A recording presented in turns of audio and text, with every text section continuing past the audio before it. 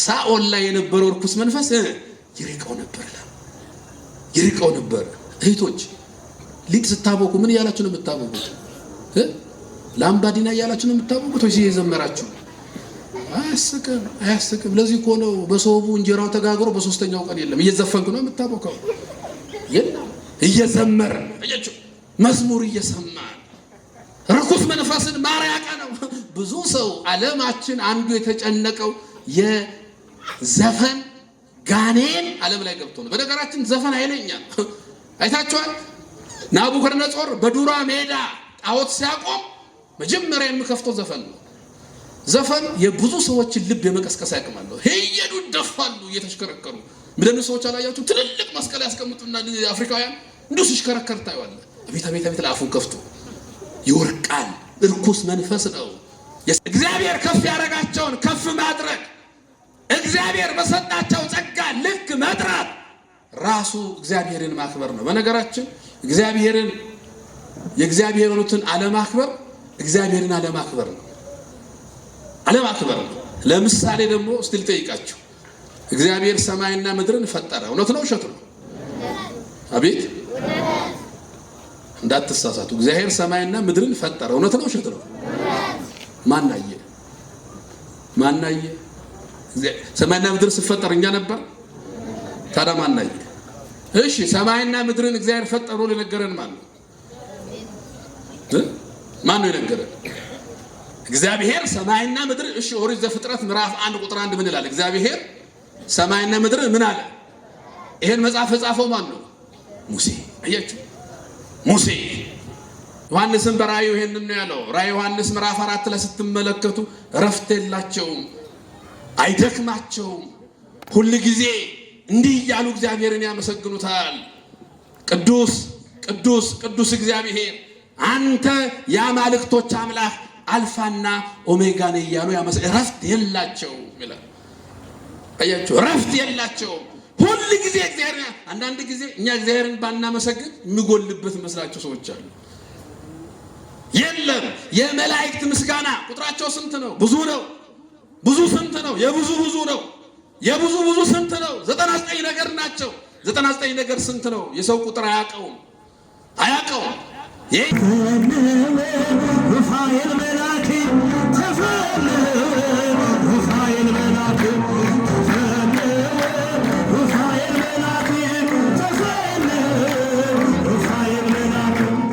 በስመ አብ ወወልድ ወመንፈስ ቅዱስ አሃዱ አምላክ አሜን። በስመ አብ ወወልድ ወመንፈስ ቅዱስ አሃዱ አምላክ አሜን። ይህን ድምፅ የምንሰማ ሁላችንም ባሪያ ትምህርተ መስቀል ደግመን እናማትባለን።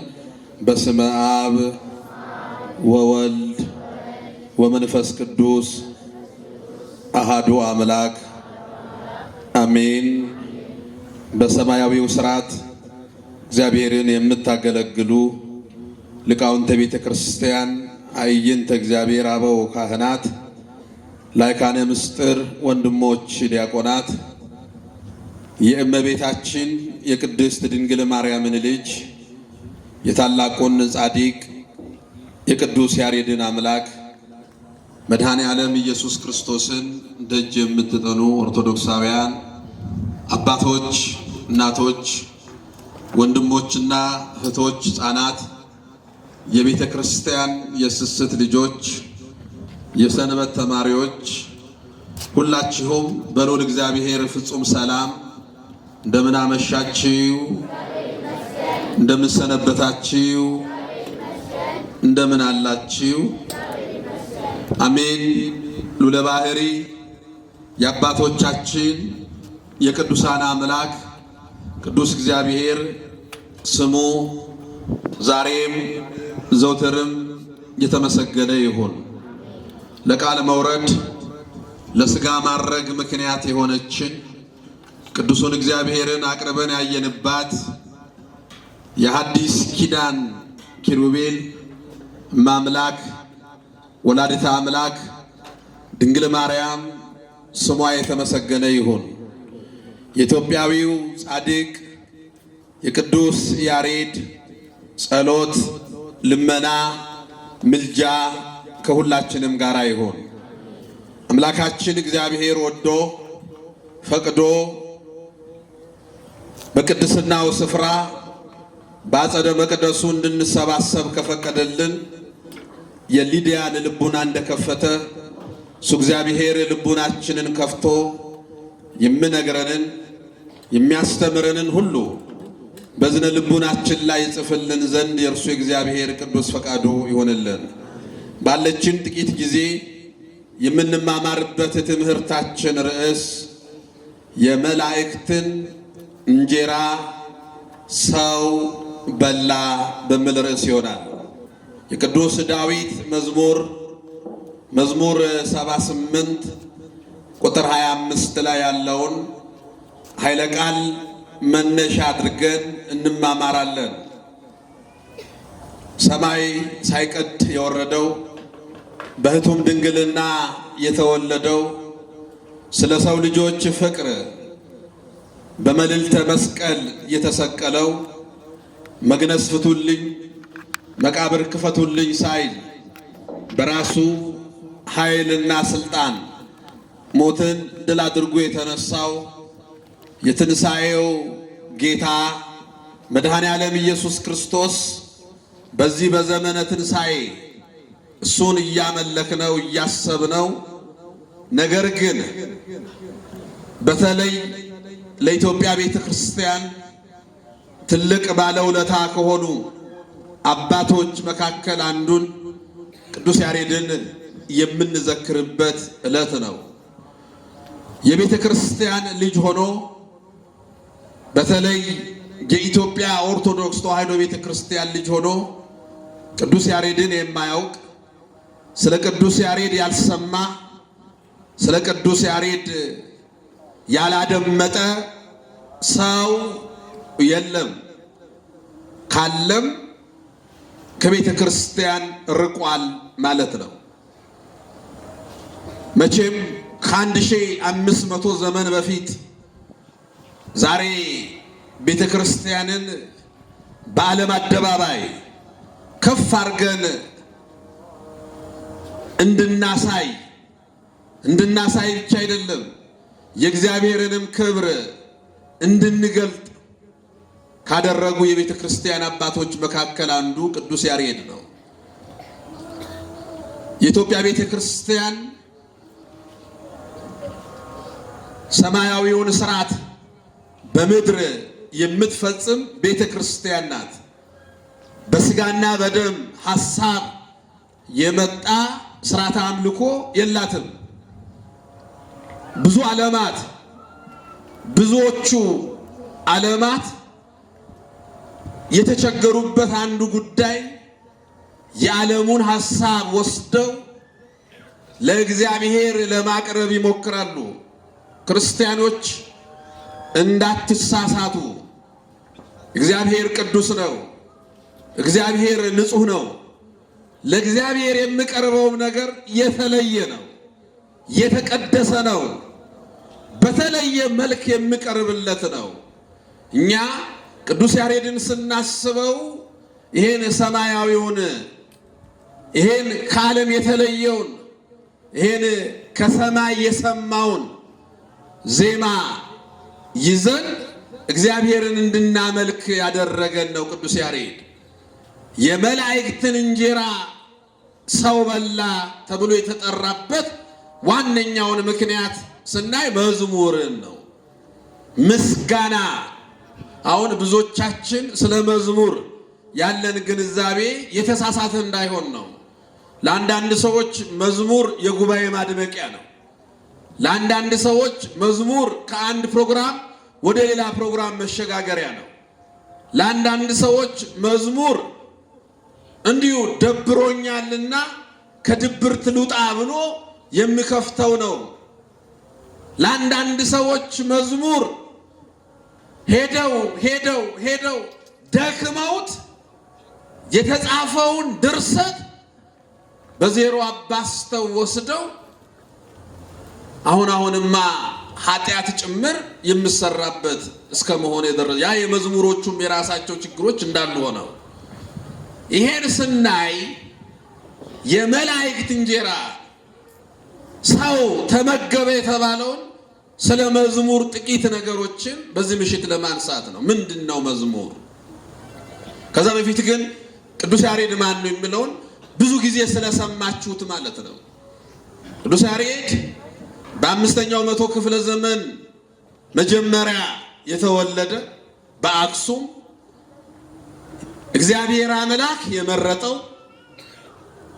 ከአባቱ ከእናቱ ሕይወት ይልቅ የቤተ ክርስቲያንን ሕይወት የኖረ አባቱ በልጅነት የሞተበት እናቱ አጎቱ ጌዲዮን ጋር ወስዳ አጎቱ ስር ቁጭ ብሎ የተማረ በተለይ ለኛ ለክርስቲያኖች ትምህርት የሚሆን ሕይወት ያለው ትምህርት አይገባህም ተብሏል፣ ይሄን ያስተምሏል ሲባል ካጎቱ ለመጥፋት ሄዶ ከትል የተማረ።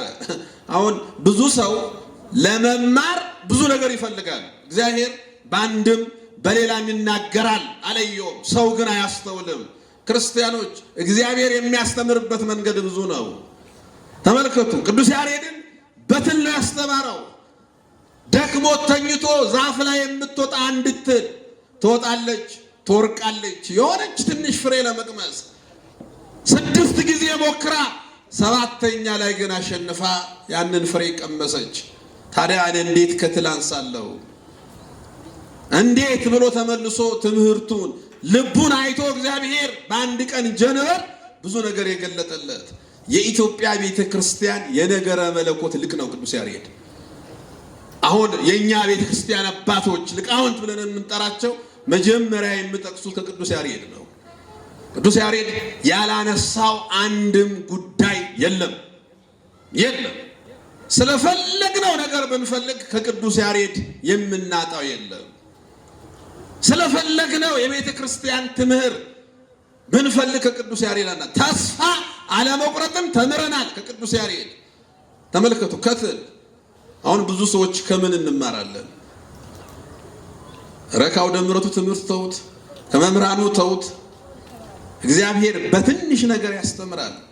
እግዚአብሔር በትል የሚያስተምር አምላክ ነው። ተመልከቱ፣ በብዙ ነገር እግዚአብሔር ይናገራል፣ ሰው ግን አያስተውልም። እያስተዋልን ከሰማን እግዚአብሔር አስተማሪ ነው፣ መምህር ነው።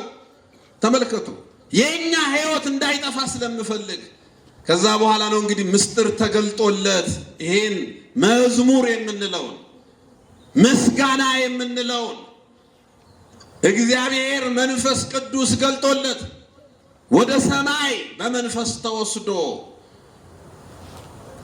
ይሄ ዛሬ ብንለው በነገራችን የቅዱስ ያሬድ መንፈስ ካደረብን የቤተ ክርስቲያን ዜማ አይሰለቸንም።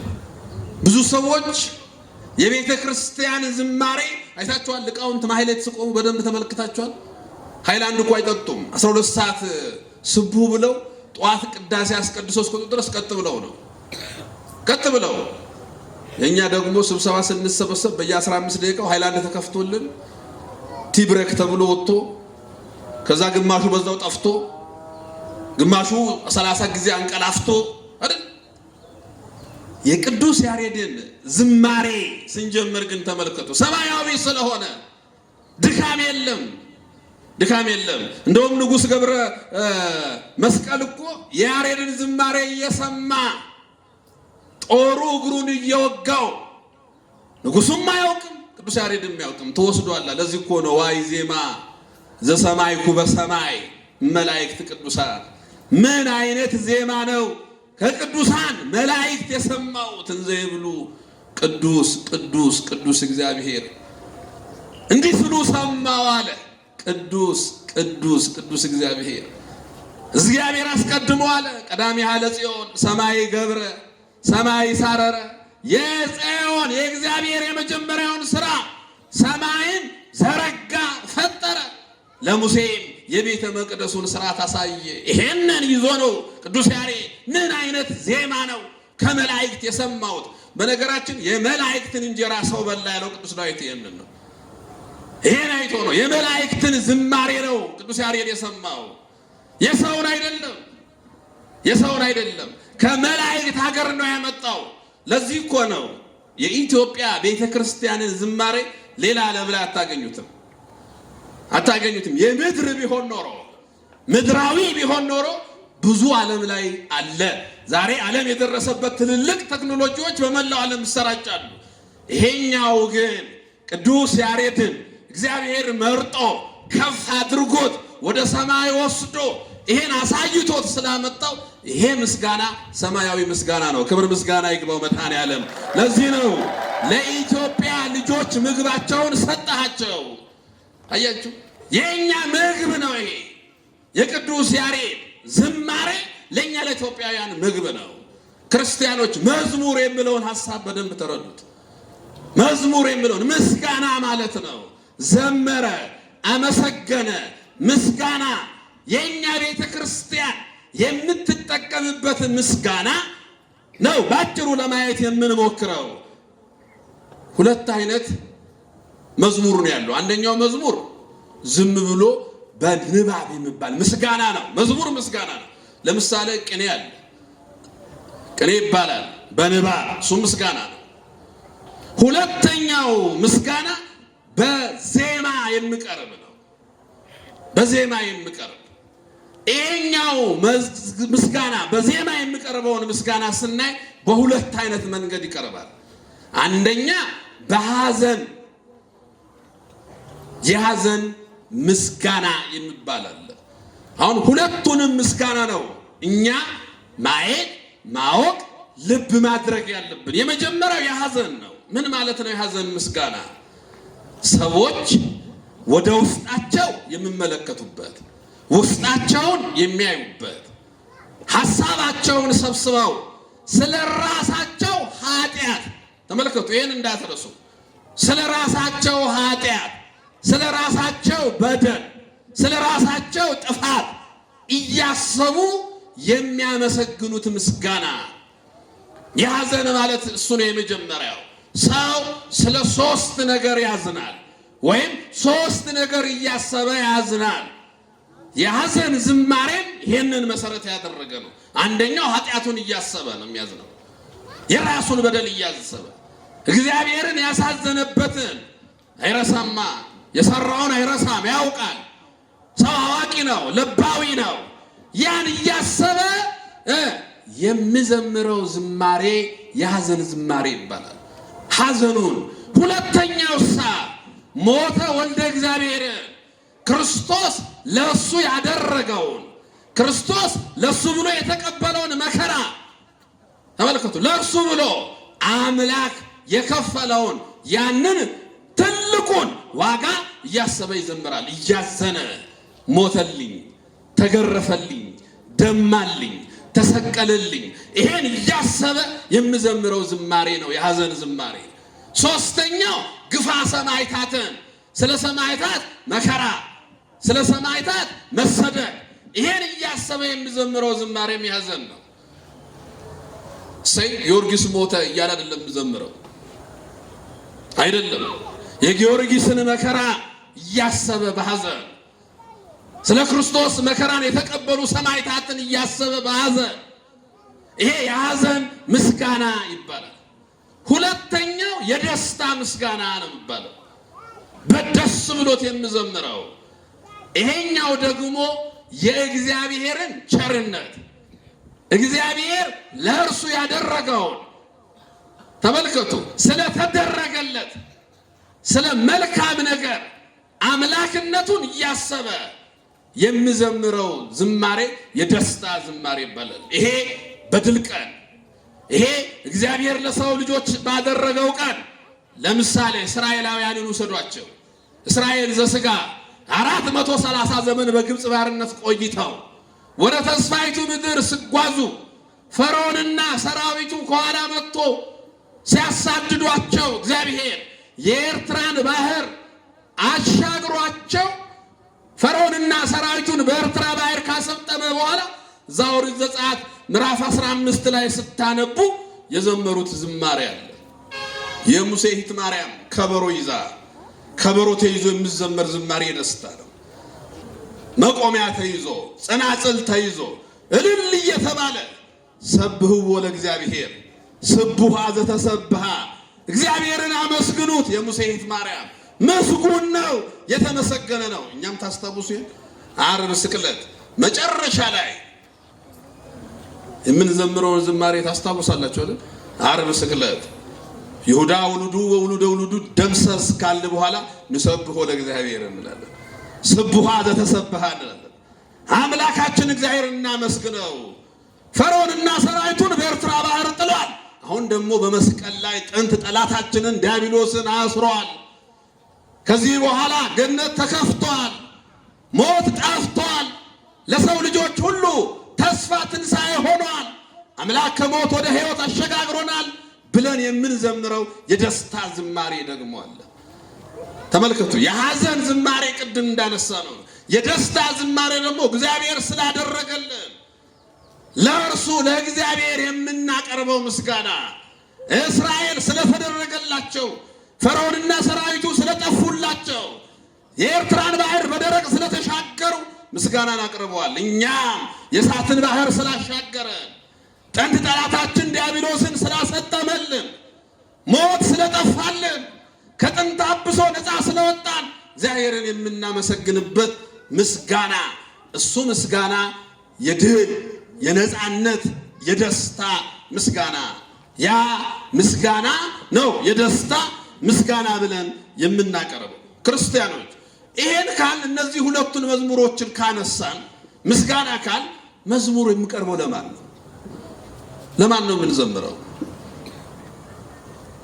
መዝሙር የሚዘምረው ለእግዚአብሔር ነው። ምስጋና የሚቀርበው ለማን ነው አልኳችሁ? ለእግዚአብሔር። ምስጋናን የሚያቀርበው ፍጡር ነው። ምስጋና የሚቀርብለት ደግሞ ማን ነው? ፈጣሪ ነው። ለፈጣሪ ምስጋና እናቀርባለን። ምስጋና አቅራቢ ማን ነው? ፍጡር ነው። በነገራችን እግዚአብሔርን የማያመሰግን ፍጡር የለም የለም። የፈለገ ፍጥረት ብትጠሩ እግዚአብሔርን ያመሰግናል። እግዚአብሔርን የማያመሰግን ፍጥረት የለም። ልክ 11 ሰዓት ለ12 ሰዓት ስደርስ የምን ድምፅ ነው የምንሰማው? የወፎች ምስጋና እኮ ነው። እግዚአብሔርን እያመሰገኑ ነው። ኧረ ወፍ አይደለም እግዚአብሔርን የሚያመሰግን ሰማይ እግዚአብሔርን ያመሰግናል። ምድር እግዚአብሔርን ታመሰግናለች። አናንያ አዛርያ ሚሳኤል ጸሎተ 3 ደቂቅ ታስታውሳላችሁ? ወደ እሳት ከተጣሉ በኋላ ከእሳት ሲወጡ ምስጋና ሲያቀርቡ እንዲህ ብሎ ነው ያቀረቡት። በጋና ክረምት እግዚአብሔርን ያመሰግኑታል። ቆላና ደጋ እግዚአብሔርን ያመሰግኑታል። ቀንና ጨለማ እግዚአብሔርን ያመሰግኑታል።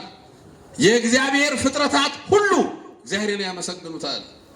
የእግዚአብሔር ፍጥረታት ሁሉ ለእግዚአብሔር ምስጋና ያቀርባሉ።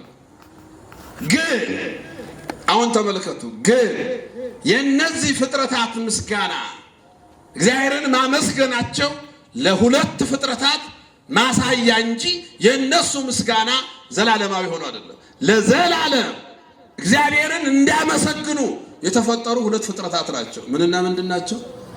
ንገሩኝ። ማንና ማን? ሰውና መላእክት። ይህንን ነው እንግዲህ የመላእክትን እንጀራ ሰው በላ ወደ ማለት የምንመጣ። እግዚአብሔርን የሚያመሰግኑ ለእግዚአብሔር ምስጋና የሚያቀርቡ ሰውና መላእክት ናቸው። መላእክት ልብሳቸው፣ ኑሯቸው፣ ሕይወታቸው አጠቃላይ በሙሉ ምስጋና ነው። ምስጋና ነው። እንደውም ቅዱስ ያሬድ ምን ይላል? ዓለም ከተፈጠረ ጊዜ ጀምሮ እስከ ዛሬ ድረስ መላእክት ሳያርፉ እግዚአብሔርን ያመሰግናሉ። ለግማሽ ሰዓት ግን ያመሰገኑ አይመስላቸውም። አያችሁ፣ ዓለም ከተፈጠረ ጊዜ ጀምሮ ሳይቋረጥ፣ በነገራችን አይቋረጥም። የመላእክት ምስጋና የማይዘጋ አንደበት፣ እረፍታቸው ምስጋና ነው ይላል። ምስጋናቸው እረፍት ነው ይላል። ቅዳሴያቸው ተመልከቱ። የመላእክት ቅዳሴ ምስጋና ነው፣ የማይቋረጥ ነው። ለዚህ እኮ ነው ቅዱስ ሕርያቆስ በቅዳሴው እናንተ የክርስቲያን ወገኖች ሆይ እንዲሁ እንደተሰበሰባችሁ ነፃ በምታወጣ በደብረ ጽዮን ይሰብስባችሁ ይልና ከሁሉም በላይ አጥንትን የሚያለመልም የማንን ቅዳሴ ያሰማችኋል? የመላእክትን። አያችሁ፣ አጥንት የሚያለመልም የማይቋረጥ ነው። ለዚህ ከሆነ ቅዱስ ጳውሎስ አንድ ሰው ነበረ፣ እስከ 3ኛ ሰማይ ተወሰደ። ሰው ልሰማ ከሰው አቅም በላይ የሆነውን ነገር ሰማ። የመላእክትን ምስጋና የማይቋረጥ አያችሁ፣ የማይቋረጥ እረፍት የሌለው ሕይወታቸው በሙሉ እግዚአብሔርን ማመስገን። ዮሐንስም በራእዩ ይሄንን ነው ያለው። ራእይ ዮሐንስ ምዕራፍ 4 ላይ ስትመለከቱ እረፍት የላቸውም፣ አይደክማቸውም። ሁል ጊዜ እንዲህ እያሉ እግዚአብሔርን ያመሰግኑታል። ቅዱስ ቅዱስ ቅዱስ እግዚአብሔር አንተ የአማልክቶች አምላክ አልፋና ኦሜጋ ነህ እያሉ እረፍት የላቸውም ይላል። አያችሁ፣ እረፍት የላቸውም። ሁል ጊዜ እግዚአብሔር። አንዳንድ ጊዜ እኛ እግዚአብሔርን ባናመሰግን የሚጎልበት መስላቸው ሰዎች አሉ። የለም። የመላእክት ምስጋና ቁጥራቸው ስንት ነው? ብዙ ነው። ብዙ ስንት ነው? የብዙ ብዙ ነው። የብዙ ብዙ ስንት ነው? 99 ነገር ናቸው። 99 ነገር ስንት ነው? የሰው ቁጥር አያውቀውም። የኛ ቁጥር የመላእክትን ቁጥር አያውቅም። የዓለም ቁጥር የመላእክትን ቁጥር አያውቅም። ለምን? አንድ ነገድ አልሞላም። ከአዳም እስከ ዛሬ የተፈጠረው ሰውን ከአዳም ጀምሮ የሞቱም በሕይወት ያሉትም ሲቆጠሩ አንድ ነገድ አይሞሉም። መላእክት ስንት ነገድ ናቸው? 99 አይታወቅም በሰው ቁጥር። ይሄ 99 ነገድ መላእክት 24 ሰዓት በእኛ ቁጥር ተመልከቱ። ዓለም ከተፈጠረ ስንት ሆኗል? አሁን ስንት ሆኗል? ዓለም ከተፈጠረ ዛሬ ስንት ነው? ዓመተ ዓለም ስንት ነው? 5500 ዓመተ ምህረትሳ 2017 ደምሩት 7000 ስንት ሆነ? 5500 ከዛ 5500 ላይ 7517 ዓመት ዓለም እንደ ግማሽ ሰዓት እንኳን አይቆጥሩትም ይላል። ለዚህ ነው ኢሳይያስ አየ ክንፋቸው 6 የሆኑ ኪሩቤል በሁለት ክንፋቸው ፊታቸውን ሸፍነው፣ በሁለት ክንፋቸው እግራቸውን ሸፍነው፣ በሁለት ክንፋቸው እየበረሩ እግዚአብሔርን ሲያመሰግኑ ትንቢተ ኢሳይያስ ምዕራፍ 6 ቁጥር 1 ላይ በሁለት ክንፋቸው ፊታቸውን ሸፍነው እግራቸውን ሸፍነው እየበረሩ ይሄን ልቁ በቅዳሴው ምን አለ? በሁለት ክንፋቸው እግራቸውን መሸፈናቸው ትምህርተ ትሕትና። አንተ ቅዱስ እግዚአብሔር ሆይ አንተ ፊት መቆም አይገባንም። አንተ የዘላለም አምላክ ነህ። አንተ ፊት ማን ይቆማል? ትምህርተ በሁለት ክንፋቸው ፊታቸውን መሸፈናቸው ትምህርተ ተመስጦ። እግዚአብሔር ፊት ሲቆሙ በተመስጦ ልባቸውን አቅንተው ሰማያዊውን አምላክ እያሰቡ በሁለት ክንፋቸው ሲበሩ ቅድስና ከጫፍ እስከ ጫፍ ነው እያሉ እግዚአብሔርን የሚያመሰግኑ ተመልከቱ። እነዚህ ቅዱሳን መላእክት ምስጋና ሕይወታቸው። ሌላው ሰው ነው፣ እኛ ነን። ዋናው የእኛ ነው። መላእክትማ እረፍት የላቸውም። ቅዱሳን ሰዎች እኛ ሰው ተመልከቱ። ሰው ገነት ውስጥ የኖረው ስንት ዓመት ነው? 7 ዓመት። በዛ በ7 ዓመት እንደ መላእክት ነበረ ሰው። እዚህ መጽሐፈ መቃብያን 3ኛ ምዕራፍ 2 ቁጥር 1 ላይ ዲያብሎስን እንዲህ ይለዋል ሳጥናኤል፣ እግዚአብሔርን እንድታመሰግነው ተፈጥረ ነበረ፣ ነገር ግን ማመስገን ስላልቻልክ አንተ የንጋት ኮከብ የአጥቢያ ልጅ ሆይ ራስን ከፍ ስላደረግ ተዋርደሃል። በአንተ ፈንታ እግዚአብሔርን እንዲያመሰግን አዳም ተፈጠረ ይላል። ማንን እንዲያመሰግን? አቤት ማንን እንዲያመሰግን? በማን ፈንታ? በወደቀው በንጋት ኮከብ የተባለው የአጥቢያ ኮከብ የንጋት ልጅ የተባለው ዲያብሎስ በሱ ፋንታ የተፈጠረው አዳም ማንን እንዲያመሰግን? እስቲ ንገሩኝ፣ ማንን እንዲያመሰግን? ለምንድን ነው የተፈጠርነው? ክርስቲያኖች ለምን የተፈጠርነው? ኧረ ተናገሩ። ለምን የተፈጠርነው? ማንን ለማመስገን? ሰውና መላእክት የዘላለምን ሕይወት ወራሾች ናቸው። የተፈጠርነው ስሙን ለመቀደስ ክብሩን ለመውረስ ነው። መቀደስ ማመስገን። እስቲ ከኔ ጋር በሉ አባታችን ሆይ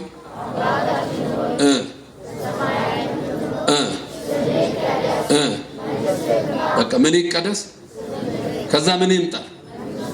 ስሙን ለመቀደስ ምኑን ለመውረስ? ክብሩን ለመውረስ። ስም ይቀደስ፣ ምን ትምጣ? መንግስት ትምጣ። የተፈጠርነው ስሙን ለመቀደስ። አያችሁ፣ ዲያብሎስ ሲወድቅ ሰው ተፈጠረ። ሰው ለ7 ዓመት ገነት ሲኖር እረፍት የለውም። አዳም በሰሜን ሔዋን በደቡብ ቆማ እግዚአብሔርን ማመስገን። ቤተ ክርስቲያን ስትገቡ ሴቶች በምን በር ነው የምትገቡት? የበር የለውም እንዴ? ቤት በኩል ነው የምትገቡት? በተገኘው በር ነው የምትገባው። አሁን ነገሩ የቤተክርስቲያን አሰራሮቻችን ችግር የፈጠሩ እንጂ ሴት የምትገባው በደቡብ በር ነው። ወንድ ደግሞ በምን በር ነው የምትገባው? በሰሜን። አዳምና ሔዋን 7 ዓመት ገነት በነበሩበት ሰዓት አቋቋማቸው እንደዚህ ነው። 7 ዓመት ለምንድን ነው የሚቆዩት? ለምስጋና። ረፍት የላቸውም።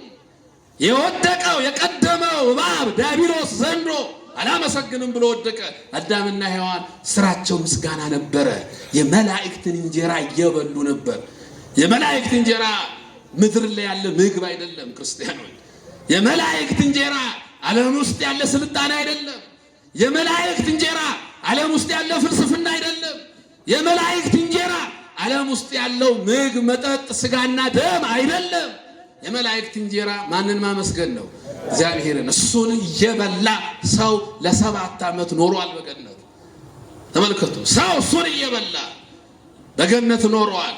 ስለዚህ የመላእክትን እንጀራ ሰው እንዲበላ የተፈቀደለት ምስጋና ነው። እግዚአብሔርን ማመስገን የመጨረሻ ግቡ። በነገራችን ሰማይና ምድር ሲያልፍ ሰው የሚኖረው 1 ቀን ነው። ስንት ቀን ነው አልኳችሁ? ሰኞ የለም። ማን ይከራከራል?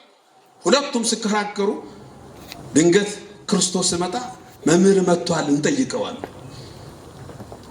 መምህር መጥቷል እንጠይቀው። ኢየሱስ ክርስቶስ ሲመጣ ለመጠየቅ ሄዱ። ጥያቄ ሲጠይቁት በቀጥታ አልጠየቁትም። የማቴዎስ ወንጌል ምዕራፍ 22ን ስታነቡ እንዲህ ነው ያሉት። ጌታ ሆይ አንዲት ሴት ነበረች 7 ባሎችን አገባች አሉ። ስንት ባሎችን? አቤት 7። በአንድ ጊዜ አይደለም ያገባችው። የመጀመሪያ አገባች፣ ሞተ። ሁለተኛው ሞተ፣ ሶስተኛው ሞተ፣ 7ቱም ሞቱ። መጨረሻ ላይ እሷም ሞተች። በሰማይ የማን ሚስት ትሆናለች? አሁን እንዲህ አይነት ጥያቄ ብትጠይቁ ሰው አለ። በሰማይ ጠጅ ቤት አለ ብሎ የምትጠይቁ ሰው አለ። የለም፣ በሰማይ ጠጅ ቤት የለም። በሰማይ እንዲህ አለ ክርስቶስን እንዲህ አይነት ጥያቄ በሰማይ የማን ሚስት ትሆናለች? በሰማይ አለ ክርስቶስ ማግባት፣ መጋባት፣ መብላት፣ መጠጣት የለም አለና ሁሉም እንደ መላእክት ይኖራሉ አለ። እስቲ በሉ ሁሉም እንደምን ይኖራሉ? በቃ መዘመር እኮ ነው። እዛ ማመስገን፣ ሌላ ስራ የለም እኮ። ወንዶች የ30 ዓመት ጎልማሳ ሆነው ይነሳሉ። 31ኛ ዓመት የሚባል የለም። መራብ የለም፣ መጠማት የለም። በርበሬ ጨምሯል፣ ሽንኩርት ተወዷል፣ ጤፍ ጠፍቷል፣ የለም። ዝም ብለህ እያመሰገንክ መኖር። አይ ዝም ብለህ ቅዱስ እግዚአብሔር፣ ቅዱስ ኃያል፣ ቅዱስ ሕያው እያልክ መኖር። አይ የመላእክት እንጀራ እሱ ነው፣ ሌላ የለም። የመላእክት እንጀራ እግዚአብሔርን እያመሰገኑ መኖር። እዛ መብራት ጠፋ የለም። ዮሐንስ በራእዩ እንዲህ ይላል፣ ለከተማይቱ መብራት አያስፈልጋትም፣ የከተማይቱ መብራት ራሱ በጉ ነው ይላል። የከተማው መብራት ክርስቶስ ነው። በሱ ብርሃንነት እያየ ብርሃኑን እያየ እያመሰገንክ መኖር። አያችሁ፣ ያ ሕይወት ነበረ የአዳም ሕይወት። ያ ሕይወት ነው አዳም የተፈጠረለት ሕይወት። መዝሙር ማለት እሱ ነው፣ ምስጋና። ሰማያዊውን አምላክ እግዚአብሔርን እያመሰገንክ መኖር። በነገራችን 3 አይነት መዝሙር ወይም 3 አይነት ምስጋና አለ። ስንት አይነት አልኳችሁ? 3 አይነት። የመጀመሪያው የባህሪ ምስጋና ይባላል። እስቲ የባህሪ ይበሉ። የባህሪ ምስጋና ማለት ለእግዚአብሔር ብቻ የሚቀርብ ምስጋና፣ ለእግዚአብሔር ብቻ፣ ለሰው የማይቀርብ ምስጋና። አሁን አንዳንድ ጊዜ መዝሙርም ስታደምጡ መዝሙርም ስትዘምሩ አእምሯችሁ ውስጥም መግባት ያለበት ለእግዚአብሔር ብቻ የሚቀርብ ንጉሥ፣ አምላክ ሰማይና ምድርን የፈጠረ ፈጥሮ የሚገዛ ዓለምን የሚመግብ ለኛ የተሰቀለ ለኛ የሞተ ለኛ ሕይወት የሰጠ ለኛ የዘላለምን ረፍት የሰጠን አምላካችን እግዚአብሔር ለሱ የሚቀርብ ምስጋና ለማንም አይቀርብም። ለፍጡር የፈጣሪ ምስጋና ለፍጡር አይቀርብም። ቤተክርስቲያን አቅርብ እስቲ ያሬድን በደንብ ስሙት። ለዚህ እኮ ነው ዛሬ የምናስበው ለእግዚአብሔር የሚያቀርበውን ምስጋና ስሙት። እስቲ ስሙት በእውነት እስቲ ሥላሴ ቀኑና ስሙ። መንግስቱ ዘላለም ነው ቅዱስ ያሬድ። መንግስቱ ዘላለማዊ ነው፣ አገዛዙም ለልጅ ልጅ ነው ይላል። ኧረ መተን ምንሰማ መድኃኔዓለም ላይ፣ ኧረ መተን ምንሰማ በስድስት በኢየሱስ፣ ኧረ መተን ምንሰማ በ28 በአማኑኤል፣ ኧረ መተን ምንሰማ በበዓለ ወልድ በተወለደበት በተጸነሰበት ሞትን ድል አድርጎ በተነሳበት ዕለት ያሬድ የሚለውን ብትሰሙ አምላካዊ ክብሩን የሚያሳይ ታያችሁ። ለእግዚአብሔር የሚቀርብ አንዳንድ ሰዎች ኦርቶዶክሶች ቀላቅለው ያቀርባሉ። አንቀላቅልም። የለም ኦርቶዶክስ ጋር እንደዚህ የለም። የአምላክን ክብር ለፍጡር ሰጥታ አታውቅም ክርስቲያን። ሰዎች ቀላቅለው ያቀርባሉ ይላሉ። የለም እኛ ጋር የለም። ቅዱስ ያሬድ ጋር እንዲህ የለም። ስተጋ ብላችሁ የክርስቲያኗን ሊቃውንት ጠይቁ። ድጓው ምን ይላል ስለ ክርስቶስ? ምን ይላል ስለ አማኑኤል? ምን ይላል ስለ ሰማያዊው ንጉሥ? ከየት ወስዶ ነው? እስቲ ስሙት። አይልም። ይሄ የባህሪ ምስጋና ንሰብሖ ለእግዚአብሔር፣ እግዚአብሔርን እናመስግነው። የተፈጠርነውም ለእሱ ነው። እሱን ለማመስገን ዓላማውም እሱ ነው። ይሄ የመጀመሪያው የባህሪ ይባላል መዝሙር። ሁለተኛው የጸጋ ይባላል። እስቲ የጸጋ በሉ። አቤት የጸጋ ለቅዱሳን ለነቢያት ለሐዋርያት ለጻድቃን ለሰማዕታት ከፍጡራን ሁሉ በላይ ቤዛዊት ዓለም ለሆነች ለድንግል ማርያም የሚቀርብ ምስጋና የጸጋ ምስጋና ይባላል። በነገራችን የጸጋ ምስጋና እንዳትሳሳቱ፣ የጸጋ ምስጋና እግዚአብሔር የሚመሰገንበት ነው። ደግሞ እግዚአብሔር ደግሞ የሚመሰገንበት ነው። ለምን? እግዚአብሔር ለነዚህ ቅዱሳን የሰጠውን ክብር የሚያሳይ ነው። በነገራችን በራሱ ጻድቅ በራሱ ቅዱስ የሆነ የለም። ጽድቅን ቅድስናን የሚሰጥ ማን ነው? እግዚአብሔር። እነሱን ማመስገን የሰጠውን ማመስገን ነው። ባለቤቱን ማመስገን ነው። አንድ ሰው ድንግል ማርያምን ሲያከብራት ሲያመሰግናት ከፍ ከፍ ሲያደርጋት ማን ስላከበራት ነው? እግዚአብሔር። ተመልከቱ፣ እግዚአብሔር ያከበራቸውን ማክበር፣ እግዚአብሔር ከፍ ያደረጋቸውን ከፍ ማድረግ፣ እግዚአብሔር በሰጣቸው ጸጋ ልክ መጥራት ራሱ እግዚአብሔርን ማክበር ነው። በነገራችን የእግዚአብሔርን አለማክበር እግዚአብሔርን አለማክበር ነው። ለምሳሌ ደግሞ እስቲ ልጠይቃችሁ፣ እግዚአብሔር ሰማይና ምድርን ፈጠረ። እውነት ነው ውሸት ነው? አቤት እንዳትሳሳቱ። እግዚአብሔር ሰማይና ምድርን ፈጠረ። እውነት ነው ውሸት ነው? ማናየ? ሰማይና ምድር ሲፈጠር እኛ ነበር? ታዲያ ማናየ? እሺ ሰማይና ምድርን እግዚአብሔር ፈጠሩ ለነገረን ማን ነው? ማን ነው የነገረን? እግዚአብሔር ሰማይና ምድር። እሺ ኦሪት ዘፍጥረት ምዕራፍ 1 ቁጥር 1 ምን ይላል? እግዚአብሔር ሰማይና ምድር ምን አለ? ይሄን መጽሐፍ የጻፈው ማን ነው? ሙሴ። አያችሁ፣ ሙሴ ሊቀ ነቢያት ሙሴ።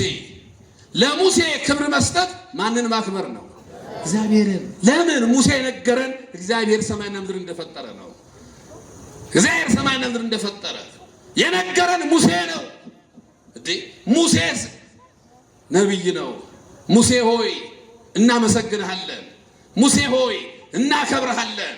እግዚአብሔር ሰማይና ምድር እንደፈጠረ የነገርከን አንተ ነህ።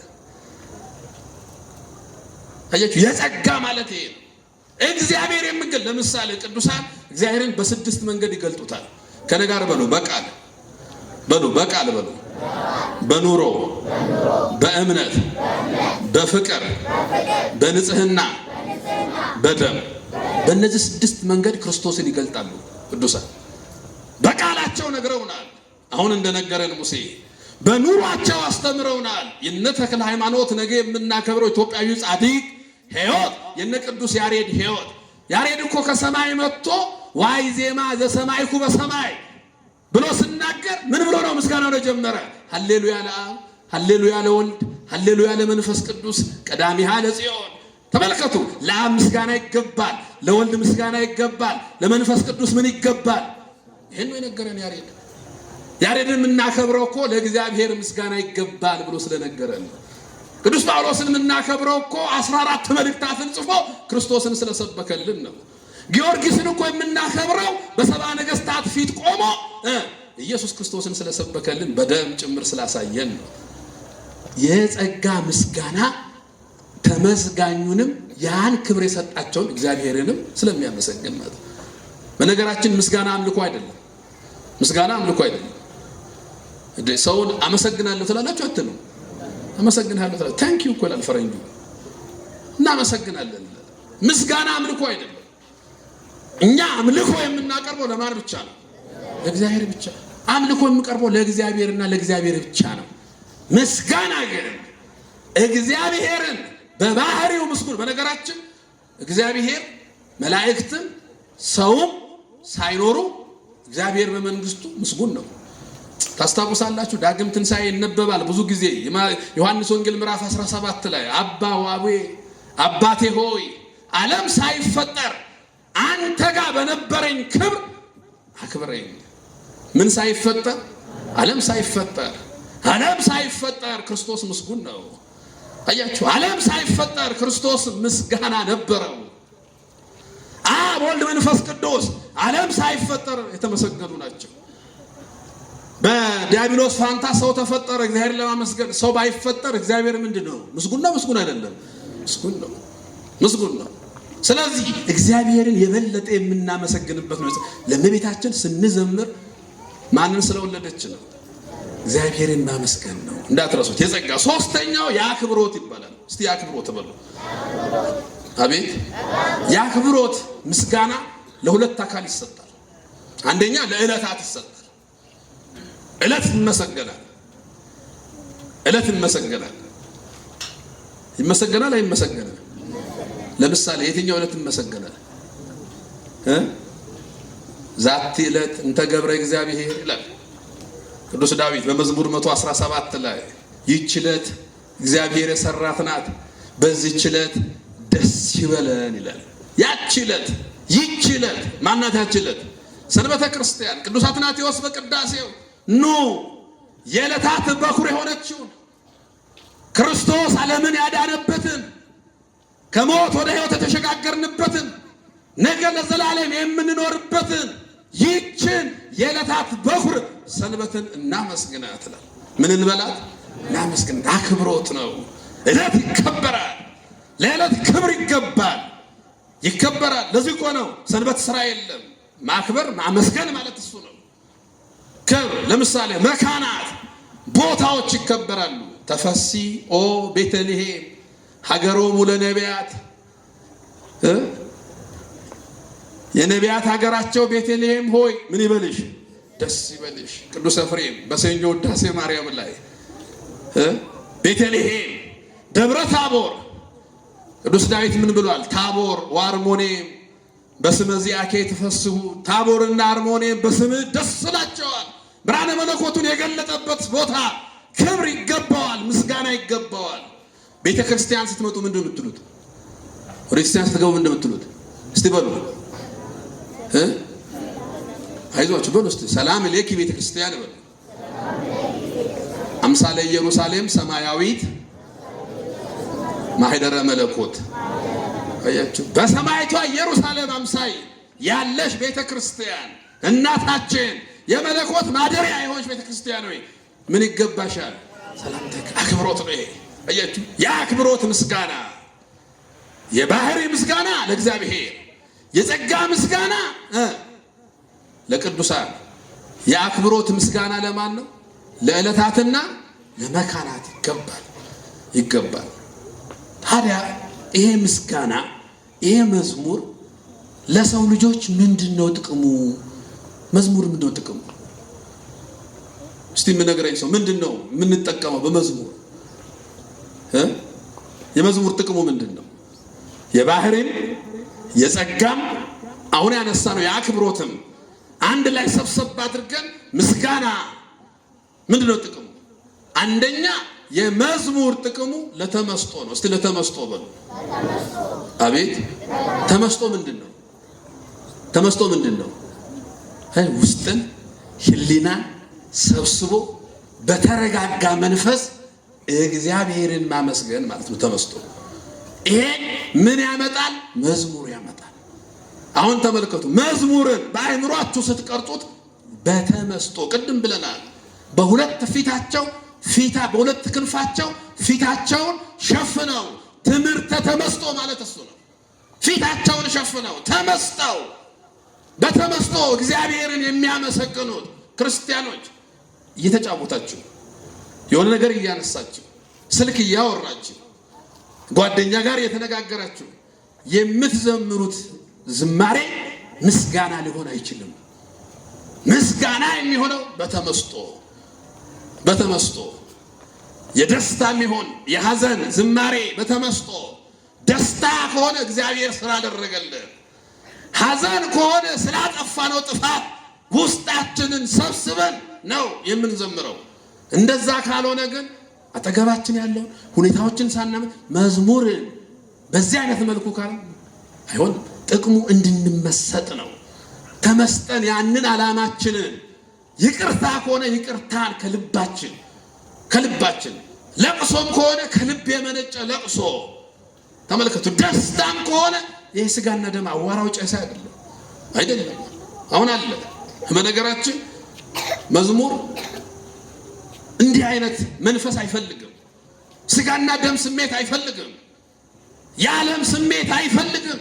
የዓለም ስሜት ከተቀላቀለበት መጥፎ ይሆናል። ስለዚህ ለመመሰጥ ለተመስጦ ጥቅም አለው መዝሙር። ሁለተኛው ለትምህርት። በነገራችን እኔ ቆሜ ያስተምራለሁ፣ ዘማሪውም እየዘመረ ያስተምራል። እዛ መዝሙር ውስጥ ያሉት ግጥሞች አስተማሪ ናቸው። የመጽሐፍ ቅዱስ ሐሳብ ናቸው። የቅዱሳት መጻሕፍት ሐሳብ ናቸው። በትውፊት ላይ የተመሰረቱ ናቸው። ኦርቶዶክሳዊ ከሆኑ ውስጣችንን የሚመረምሩ ናቸው። ወደ ንስሐ የሚመሩ ናቸው። ከሞት ወደ ሕይወት የሚያሸጋግሩ ናቸው። ዝማሬዎቻችን ተመልከቱ፣ ያስተምሩናል። የውስጣችንን የልቡን ሐሳብ እያወጡ ያሳዩናል። መዝሙር ትምህርት ነው ራሱን ችሎ። ከዛ መዝሙር ምን ተማርኩ? አንድ ዘማሪ ሲዘምር ከዛ መዝሙር ምን ተማርኩ? ቅድም ዘማሪ ታዜብ 3 መዝሙር ዘምራለች። 3ቱንም መዝሙር በደንብ ከሰማችሁ ትምህርት አለ። እዛ መዝሙር ውስጥ ምን ትምህርት አለ? ጥቅሙ ለመማር ነው። ክርስቲያን አቤት ዛሬማ ከበሮውን መታው፣ ላበላቦንኩኝ፣ አሸበሸብኩ። እሱ ብቻ አይደለም። ከዛ መዝሙር ውስጥ ትምህርት ማግኘት አለብን። ሌላው መዝሙር ምስጋና ነው። አመስግኜ የገባው እግዚአብሔርን። ያዕቆብ ምን አለ? ደስ ያለው ብኖር ምን ይበል? ይዘምር። አያችሁ፣ ደስ ያለው ብኖር ይዘምር፣ ያመስግን። ስለተደረገልን ብለናል ቅድም። ያዘነ ብኖር ምን ይበል? ያዘነ ብኖር ይዘምር። ያው ነው፣ ይጸልይ ነው። ይዘምር፣ ይጸልይ። ስታዘን ትጸልያለህ። መዝሙር ጸሎት ነው። ሌላው መማፀኛ ነው። ለምሳሌ አንድ መዝሙር አለ በእኛ ክርስቲያን ሕያው ጸሎት፣ እንደ ቸርነትህ አቤቱ ማረን። ይሄ ጸሎት ነው? ጸሎት አይደለም፣ ጸሎት ነው። እስቲ ዝም ብላችሁ ይሄን መዝሙር ስትዘምሩ ራሳችሁን ይውስጥ። እንደ ቸርነትህ አቤቱ ማረን። ምሕረት እየለመንክ ነው። ከምስጋና እግዚአብሔርን ከማመስገን ቀጥሎ መዝሙር ምን አለው? ክርስቲያኖች ምን አለው መዝሙር? እግዚአብሔርን ከማመስገን ቀጥሎ መዝሙር መማፀኛ ነው፣ ጸሎት ነው። ስትዘምሩ እየጸለያችሁ እንደሆነ እንዳትረሱ። እየጸለያችሁ ነው፣ እየተማጸናችሁ ነው። እግዚአብሔርን እየተማጸናችሁ ነው። መማፀኛ ነው መዝሙር። ቅዳሴ፣ ሰዓታት፣ ኪዳን፣ እነዚህ ሁሉ እኮ ጸሎቶች ናቸው። በዜማ ነው የሚቀርቡት። ሰዓታት የምታውቁ ሰዎች፣ ቅዳሴ የምታስቀድሱ ሰዎች፣ ኪዳን የምታደርሱ ሰዎች፣ እነዚህ ሁሉ ጸሎቶች ናቸው። ብዙዎቻችን ከነዚህ ሩቅ ስለሆን ከቅዳሴው ሩቅ ነን። ብዙዎቻችን የአውደ ምሕረት ሰዎች ነን። የአውደ ምሕረት በነገራችን ጉባኤ እዚህ ውስጥ ካላገባን ዋጋ የለውም። ጉባኤ ወደ ቅዳሴ ካላመጣን ምንም የሶስተኛ ክፍል ስፖርት በዛው ሂድ ባለህበት ነው። ዋጋ የለም። ያስገባል ወደ ቅዳሴው፣ ወደ ዋናው ጸሎት። አያችሁ፣ ወደ ኪዳኑ አያችሁ፣ ወደምደርሰው ኪዳን፣ ወደምቀርበው ጸሎት ቅዳሴ የማያደርሰን ከሆነ አስቸጋሪ ነው። እነዚህ ሁሉ ምስጋናዎች፣ ጸሎቶች ናቸው። መማፀኛ ነው። እግዚአብሔርን የምንማጸንበት ነው። ሌላው መዝሙር መስዋዕት ነው። ለእግዚአብሔር የምናቀርበው መስዋዕት። አሁን አንዳንድ ሰዎች በጊታር ብንዘምር በፒያኖሳ የፕሮቴስታንቱን ብንሰማሳ አይሆንም። መስዋዕት ነው፣ መስዋዕት ነው። ቅዱስ ጳውሎስ እንዲህ ነው የሚለው ዕብራውያን 13 ቁጥር 15 ላይ የከንፈራችሁን መስዋዕት ለእግዚአብሔር አቅርቡ። መስዋዕት ነው። የከንፈር ፍሬ መስዋዕት ነው። ለእግዚአብሔር የሚቀርብ መስዋዕት ደግሞ የተቀመመ ነው። ለዓለም የሚቀርብ አይደለም። በዓለም ጭፈራ፣ በዓለም ወይታ፣ በዓለም ዳንኪራ አናቀርብም ለእግዚአብሔር። አይሆንም። ለእግዚአብሔር የምናቀርበው የበአቤል አይነት። እግዚአብሔር እኮ መስዋዕት ቀርቦለታል። ቃየንም አቅርቧል፣ አቤልም አቅርቧል። ነጸረ እግዚአብሔር ላዕለ አቤል ወላዕለ መስዋዕቱ። እግዚአብሔር ወደ አቤልና ወደ መስዋዕቱ ተመለከተ፣ ወደ ቃየል ግን አልተመለከተም ይላል። ወደ ማን አልተመለከተም? ቃየል መስዋዕት አቅርቧል፣ አላቀረበም? ታዲያ ለምን አልተቀበለም? እንክርዳድ ስለሆነ። በእስክስታ ብንወርድ ምን ችግር አለው ለእግዚአብሔር? እንዲህ አዋራው ጨይሰ ብንል ምን አለው ለእግዚአብሔር? ረብ እንንከባለን ምን ሰው ተከባሉ አላለም እግዚአብሔር አላለም። ከሰማይ መላእክት ሰምቼ መጣሁ ቅዱስ ቅዱስ ቅዱስ ብሎ ሲያመሰግኑት፣ ስርዓት ይዞ ሲያመሰግኑት ሰማያዊውን ስርዓት አየው ነው ያለው አይደል እንጂ ሁሉም ስንከባለሉ አየው አላለም። ሁሉም አረፋ ስደፍቁ አየው አላለም። ለዚህ ነው የኛ ክርስቲያን አይታችኋል። ቅዱም ሰንበት ተማሪዎች ወረቡን ሲወሩ መቆሚያውን፣ ጽናጽሉን፣ ከበሮውን አይታችኋል። እሱ እኮ ሰማያዊ ስርዓት ነው። እሱ እኮ ከመላእክት የተቀዳ ነው። በዛ አይነት መልኩ ነው እግዚአብሔር የሚመለከው። በዛ አይነት መልኩ ነው ለእግዚአብሔር ምስጋና የሚቀርበው። ስናሸበሽብ ወደ ግራ ወደ ቀኝ ወሰዱ፣ ስናጨበጭብ በጥፊ መቱ። መቆሚያ ወደ ላይ ስነሳ መስቀል ተሸክመህ፣ መቆሚያው ሲወርድ መስቀል ይዘህ ወደክ እያል ነገረ መስቀሉን እያሰብ ወዳጄ ስብከት ነው ያለው። ለዛ ነው መስዋዕት ነው፣ ንጹህ መስዋዕት ነው ለእግዚአብሔር የምናቀርበው። ሕይወት ያለው መስዋዕት ነው። አይታችኋል። እዚህ የአዲስ አበባ ስቴዲዮም ፈረንጅ መጣ ተብሎ መቆሚያና ከበሮ ይዞ እስክስታ ሲወርዱ ሰዎቹ። እንደዛ እኮ አይሆንም። ይሄ እኮ የቃየል መስዋዕት ነው። የቃየል መስዋዕት እንደዛ አይቀበልም እግዚአብሔር። እንዱ ዝም ብለህ ስቴዲዮም አገኘው ብለህ እስክስታ ብትወርድ እግዚአብሔር አይቀበልም። መቆሚያው ሲያዛ ያያዛለው፣ ሲወርድ ማወራረዳለው፣ ከበሮውም ደረብ አደራረባለው። ዝም ብለህ ከበሮ በሰው እጅ ያምር ሲይዙት ምን ይላል ያደናገር። እንዱ ግራ ተጋብቶ ፈረንጅ መጣ ተብሎ እስክስታ እኮ አይወርድም። የለም ያሬድ አይቶ እግዚአብሔር ገልጦለት አያችሁ። ያንን ቀስ ብሎ አጣጣሉን አንድ ባንድ አይቶ እንዴ ሶስቱን እኮ ስታዩት፣ ስለ ሶስቱ ዜማ ብቻ ስታዩት ለምን ሶስቱ ነው ስትሉ፣ እነዛ የተገለጡለትን ርግቦች ስታዩ ኧረ ምሳሌው ብዙ ነው። ምሳሌው ብዙ ነው። ያን አይቶ ነው አንድ ባንድ ቀመር አስቀምጦ። እንዴ አሁን ክረምት ይገባል፣ የክረምት መዝሙር አለው ያሬድ። በጋ ስመጣ የበጋ አለው፣ የፋሲካ አለው፣ የዘመነ ትንሣኤ የጾም አለው ድጓው። እንዴ ዝም ተብሎ አይደለም። ለምን? መስዋዕት ነዋ። ለእግዚአብሔር ነው የሚቀርበው። ለእግዚአብሔር የሚቀርበው መስዋዕት ነው መዝሙር። መዝሙር ርኩስ መንፈስ የምናርቅበት ነው። አንዱ ትልቁ ጥቅሙ ርኩስ መንፈስን እናርቅበታለን በመዝሙር። ክርስቲያኖች መዝሙር በቤታችሁ ውስጥ አድምጡ። ሞባይሎቻችሁ ላይ ያሉትን ዘፈኖች አጥፉ። ስለ ቅዱስ ያሬድ አምላክ ብላችሁ ዘፈን አትስሙ። እንዴ አሁን እኮ አብዛኛው ሰው ጆሮአችን በዚህኛው ጆሮ ዘፈን ነው። በዚህ ቴዲ አፍሮ አለ፣ በዚህ ቴድሮስ ዮሴፍ አለ። እንዲሁ ግራ ተጋብታችኋል። አይሆንም። አዎ ለይቶ ነው ማድመጥ። እርኩስ መንፈስን ነው ማራቅ ያለብን። እርኩስ መንፈስ አይታችኋል። እዛ ዳዊት በገና ስደረድር ይላል ሳኦል ላይ የነበረው እርኩስ መንፈስ ይርቀው ነበር ይላል። ይርቀው ነበር። እህቶች ሊጥ ስታቦኩ ምን እያላችሁ ነው የምታቦኩት? ላምባዲና እያላችሁ ነው የምታቦኩት ወይስ እየዘመራችሁ? አያስቅም፣ አያስቅም። ለዚህ እኮ ነው በሰውቡ እንጀራው ተጋግሮ በሶስተኛው ቀን የለም። እየዘፈንክ ነው የምታቦከው? የለም፣ እየዘመረ አያችሁ፣ መዝሙር እየሰማን ርኩስ መንፈስን ማራቅ ነው። ብዙ ሰው ዓለማችን አንዱ የተጨነቀው የዘፈን ጋኔን ዓለም ላይ ገብቶ ነው። በነገራችን ዘፈን ኃይለኛ አይታችኋል።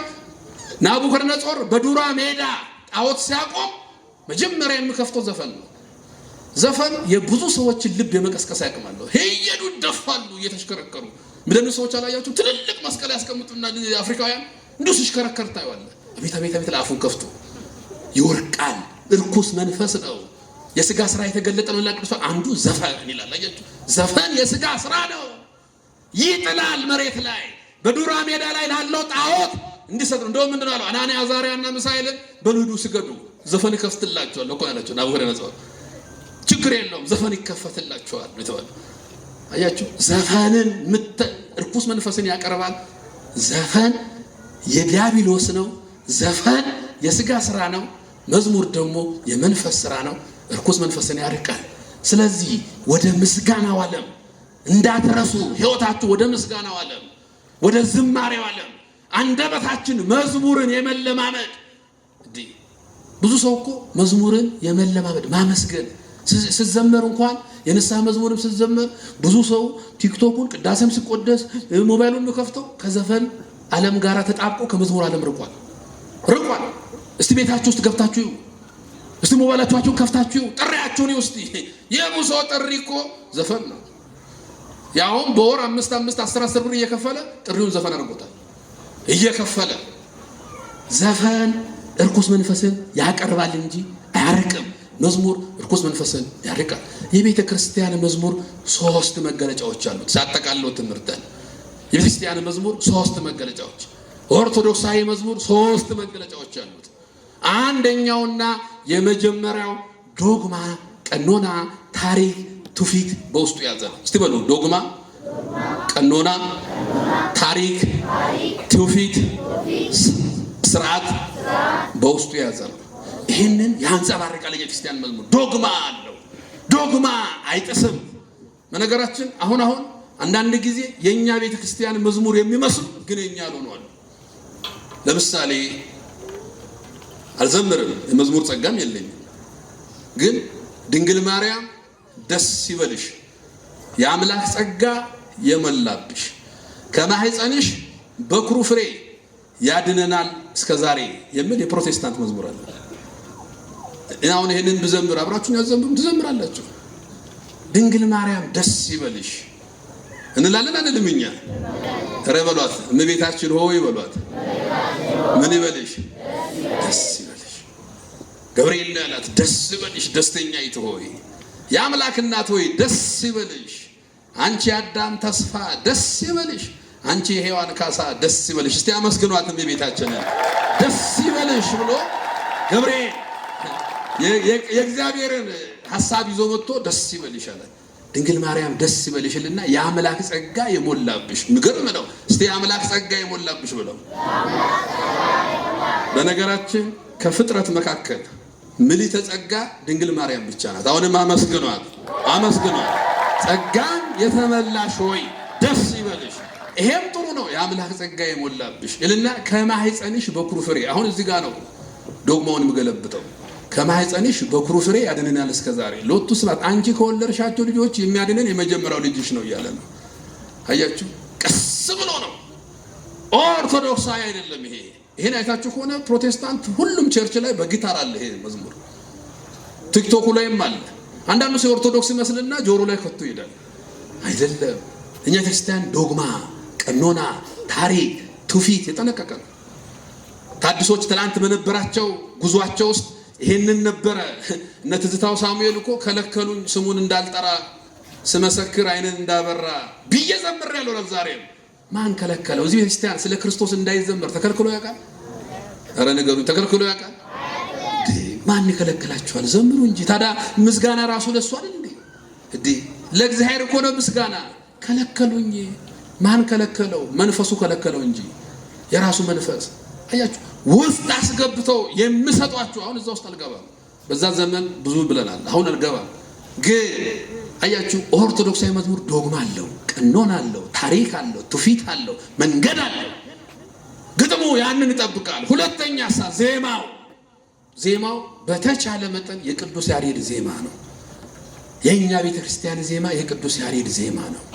ከሰማይ የዜማው መጠሪያ አርያም ይባላል። እስቲ አርያም በሉ። ሰማያዊ ማለት ነው። በቃ የዜማው መጠሪያ አርያም ነው። ከሰማይ የመጣ ነው። ቀስት ብዬ ስትንሽ ዳንዳንዳ ምን ልጨምርበት አይባልም። ትንሽ እስቲ ደግሞ ጠጋል አድርገው አይባልም። በጾም ጊዜ አንዳንድ ሰዎች ሆቴል ይገቡና ትንሽ ቅቤ ያለበት ሽሮ ይላሉ። ጾምን ስለሆነ እንዳይበዛ ቅቤ ይላሉ። እንደዛ አይነት አይሰራም መዝሙር የለም። የኛ ክርስቲያን ዝማሬ ወደ ያሬድ ተጠጋ። በእርግጥ የአማርኛ መዝሙሮቻችን በብዛት ወጣቱ እየሰራ ያለው ጥሩ ክርስቲያን የሚያመጣ ህዝቡን ከዘፈን የሚጠብቅ በተቻለ መጠን እየደከሙ ነው ወደ ቅዱስ ያሬድ ዜማ ለማምጣት። እሱ የሚበረታታ ነው። ግን ወጥቶ ወደ ዘፈን መውሰድ ተገቢ አይደለም። መሳሪያዎቹም የቤተ ክርስቲያን ናቸው። ሶስተኛው ጊታር እኛ ጋር አይፈቀድም። ፒያኖ አይፈቀድም። ጃዝ ምናምን አይፈቀድም። ይሄ ፕሮቴስታንቶች የምትጠቀሙባቸው አሉ። እኛ ጋር አይፈቀድም። እኛ ጋር የታወቁ ናቸው። ከበሮ፣ ጽናጽል፣ መቆሚያ፣ ጥሩት፣ ክራር፣ ዋሽንት፣ በገና እነዚህ ናቸው የክርስቲያናችን የዜማ መሳሪያዎች እንጂ ሌሎቹ ወደኛ ይመጡ። ስለዚህ ኦርቶዶክሳዊ መዝሙር በል ውስጥ ዶግማ የጠበቀ በቅዱስ ያሬድ ዜማ የተቃኘ